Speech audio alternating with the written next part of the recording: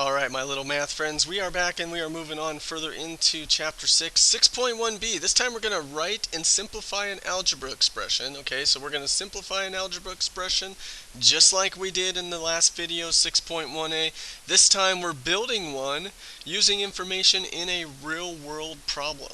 Okay, so we're going to take a problem kind of like this one here, and we're just going to write an algebra expression from it. And if we can combine some things together, then we will simplify it. Alright, so let's go through the steps. The steps are going to look a lot like the steps that we've worked with for real-world problems since Chapter 1.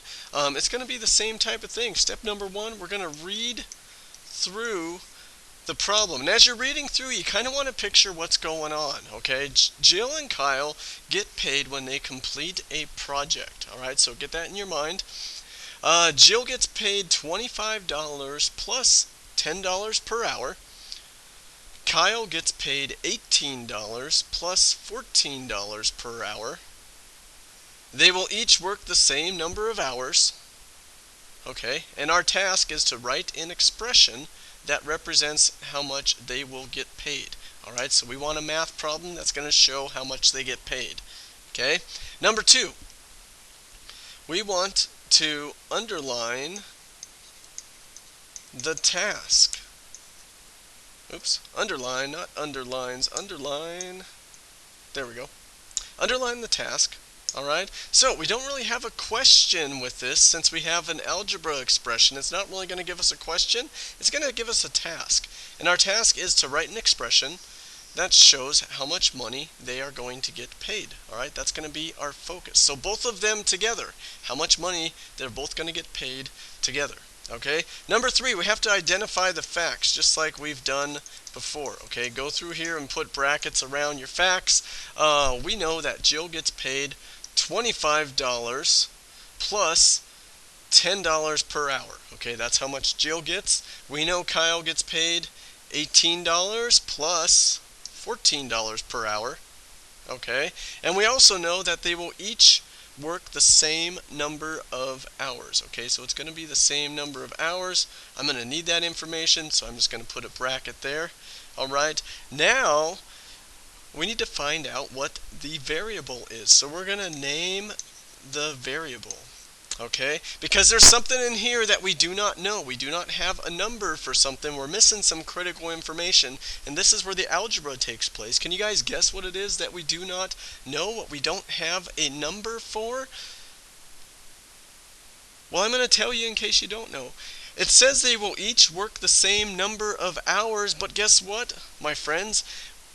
We don't know how many hours that is. That is our question mark. We don't know what that is. That's where algebra comes in, is we're going to assign a letter, a variable, to represent the hours. So we're going to name the variable. The thing we do not have is the hours. So let's say hours is going to equal h. We're going to use h in place for the mystery number of hours that we don't know because for some reason they did not give it to us. Okay, so since we can't use a number, since we don't know the number of hours, we're just going to call the hours h, and that's what we're going to do. Okay, moving on to 5, we're going to build the math problem. Now that we have the variable, we're going to build the math problem. Let's start putting these pieces together, guys. We have Jill, she gets paid $25 plus, okay, that's a plus sign, because we're going to add $10 per hour. Alright, and per in math means multiply, so I'm just going to put a multiply symbol there. $10 times the hours, but we don't know what the hours is, so we're going to use an h in place of hours. So as I start writing this out, here comes Jill. She makes $25 plus she makes $10 times however many hours she works, and we don't know what it is, so we're just going to leave an h here because this represents 10 times h since they are next to each other. Okay, now let's not forget about Kyle. We got to get Kyle's information in here, so we're going to add Kyle's to this. Kyle gets paid $18 plus he gets $14 per hour, okay, because that's plus. We're adding that to the $14 per hour. It's $14 times the number of hours he works. We don't know what that is, so that's just going to be an h, so it's going to be 14 times however many hours that is. Okay, and we're not going to put an equal sign here because we're building an algebra expression and we don't have enough information for an equal sign. The task says just to make an expression. Alright, which we did. That's fantastic. That is going to be our expression. Now we can actually combine some stuff together. Anything that is the same we can combine together. Well, I have a regular 25, I have a regular 18, they're both positive. I'm going to combine those together. When I add those two together, that's going to get me $43. And I can also add my hours together. My h's here, because we both have an h here, they're both representing hours. We can add that together.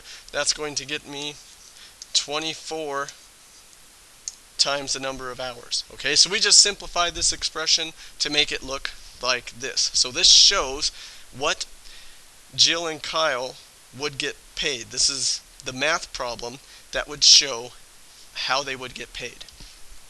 Alright, let's take a look at a few more examples here for you. Okay, here is our next one. Alright, step number one, we're going to read through the problem. Alright, so get a picture in your mind as you're reading through. A carnival company sets up a food booth and a games booth at the state fair. Okay, picture the state fair. You know, you got the rides right there and they have food also right there that you can buy. Alright, the fee for the food booth is $100 plus $5 per day. Okay, that's how much the food booth gets charged. The fee for the games booth is $50 plus $7 per day. Okay? Write an expression to show the total cost for both booths if they are at the state fair for X number of days. Alright? We're going to talk about this in a little bit, but I'm going to underline that for right now because I want to get back to it. Okay? So we just read through there. We need to find out the total cost for both booths if they are at the fair for X number of days. We just read through. 2, we're going to underline the task. Alright, and our task is to write an expression to show the total cost for both booths if they are at the state fair for X number of days. Alright? So we're trying to find a math problem to show the total cost. We want to identify your facts. So let's go through here and get the numbers that we need. Let's see, we got the, as we're reading through, the first thing we have is the food booth. It is $100 plus $5 per day. Alright, that's our information for the food booth. The games booth is going to be $50 plus $7 per day. Alright, and then that is all of our math facts that we have. And number 4, I have some good news for you. Okay, I have good news today. Number 4 is name the variable. Sometimes math problems will name the variable for you already. Look at what they did here. They said, hey, we don't know what the number of days are. They're not going to give that to you. So instead of a number for the days, we're just going to say X. So they already told you that X is going to be the number of days. Alright, that's nice. We didn't really have to do number 4. They did that for us. So let's just build this math problem and see what we get. Let's start putting these pieces together. Okay, I have the food booth. The food booth is $100 plus, which means you're going to add $5 per day. So it's $5 times, because per means multiply, times the number of days. We don't know what the days are. This problem said, hey, use X for days. So I'm going to put a bigger X right here so I don't get it confused with my times symbol there. Okay, so it's going to be adding $100 plus $5 times the number of days. So my food booth is going to start off with 100 plus 5 times X, just like that. Okay, because we don't know how many days that is. Now I need to add my games booth to that so I can find the total cost. So I need the cost for everything. Games booth is going to be $50 plus this one is $7 per day. So it's 7 times X because X is our number of days. Alright, we've included all the facts into our math problem. Everything is added together, so we are going to go ahead and simplify this if we can, and we have some things that are the same. We have 150 match up. Let's combine those to make it 150. Then we're going to have 5x plus 7x. We can combine those two together to get 12x, and then that's it. We can't combine anything more because these two both do not have x's, so we cannot combine them together. That's as short as we can make it. This would represent the total cost for the food booth and the game booth together. Alright, I have one more example for you. This time is going to have a percent in here, so I'm going to show you how that works. Same steps. We're going to read through the problem. Mark is selling tickets for a concert. Okay, keep that in mind. Mark out there selling tickets. Mark gets 25% of the money from each ticket. Okay, so every time he sells a ticket, he's going to get 25% of that money to keep. Adult tickets sell for $16 each. Child tickets sell for $12 each. Let A equal the number of adult tickets. Okay, so they're telling us they're naming some variables for us. A is going to be the adult tickets. And let C equal the number of child tickets. Okay, so C is going to be the child tickets that we have. Write an expression that represents how much money he will receive from the ticket sales. Okay, so however many tickets he sells, we're going to write a math problem that shows how much money he would get, because he's going to get 25% of those ticket sales. Underline the task. Alright, we just talked about that. We are going to do this right here. Okay, identify the facts. Well, first we get that he's going to get 25% of the money from the ticket sales. Okay, that's our first fact that we have. We also know that the adult tickets are $16 each. The child tickets are $12 each. And here's the thing, we don't know how many adult tickets he sells, and we don't know how many child tickets he sells. They don't give us that information. Instead, they give us a variable. A equals whatever number of adult tickets he sold, and C is going to equal whatever number of child tickets he sold. So we're going to use some variables for that. They were nice enough to name these variables for us, so we are going to start building the math problem. Okay, these percent problems, we're going to make the percent, we're going to do this part last. Okay, I'm going to put last right there. Okay, remember that when you're working these percent problems, that's going to come in last. I'll show you what that's going to be like. Let's head right down to the ticket sales. Adult tickets are $16 each. Okay, so my adult tickets are $16. Each is going to tell us we're going to multiply, so it's going to be 16 times the number of tickets that he sold. We don't know how many adult tickets he sold.